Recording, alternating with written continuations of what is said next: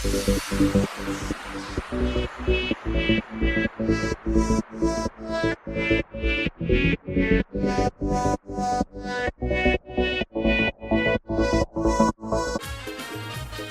बाजारामध्ये गेले होते तर बाजारामधून हे रोह मच्छी घेऊन आलेली आहे मी. तर रोह मच्छीचा रस्सा बनवणार आहे.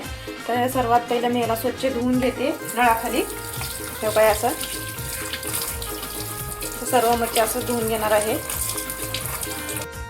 तर मच्छी मी स्वच्छ धुवून घेतलेली आहे. तर त्यासाठी आता जे कालवणाला लागणार आहे ते घेतलेलं आहे. बघू शकता, एक टमाटा घेतलेला आहे, कांदा घेतलेला आहे, अद्रक घेतलेला आहे, कोथिंबीर घेतलेला आहे, खोबऱ्याचा छोटा तुकडा घेतलेला आहे, लसूण घेतलेला आहे.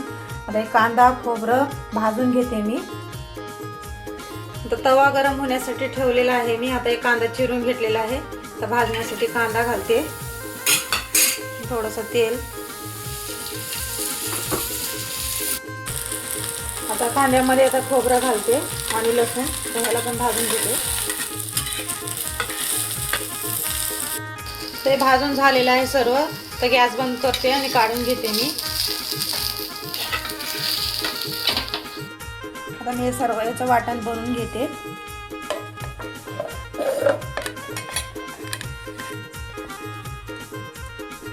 तर पातेलं गरम झालेलं आहे, तेल घालते.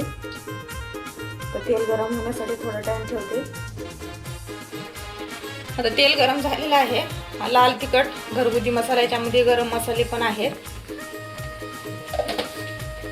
तर मी जास्त तिखट खातो म्हणून जास्त टाकलेला आहे मी. हळद,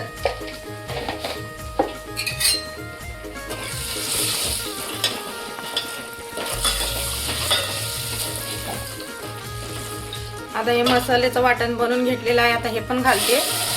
आता याला तेलामध्ये येईपर्यंत परतून घेते. याला खालीवरी करायचं आहे.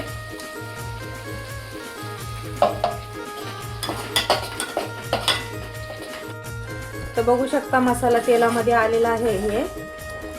तर आता मी याच्यामध्ये पाणी घालते. तर जेवढं आपल्याला पाणी पाहिजे तेवढं पाणी घालू शकता.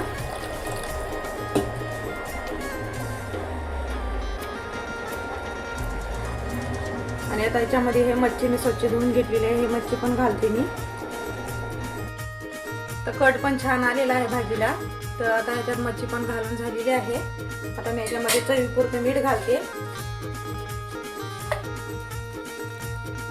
आणि आता शिजण्यासाठी थोडा टाइम सोडून टाकते मी.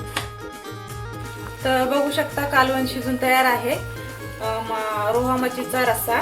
तर मी याच्यामध्ये चिंच आणि कोकम पण टाकलेलं नाही, तर तुम्ही टाकू शकता. आता मी गॅस बंद करते. तर बघू शकता मी वाटीमध्ये रस्सा काढून घेतलेला आहे रोहा मच्छीचा आणि त्याच्याबरोबर ज्वारीची भाकरी बनवलेली आहे, गरम आहे. तर बघू शकता. तर तुम्ही पण असंच बनवा, एकदम चवीला भारी झालेली आहे. तर भेटूया आपण पुढच्या रेसिपीला.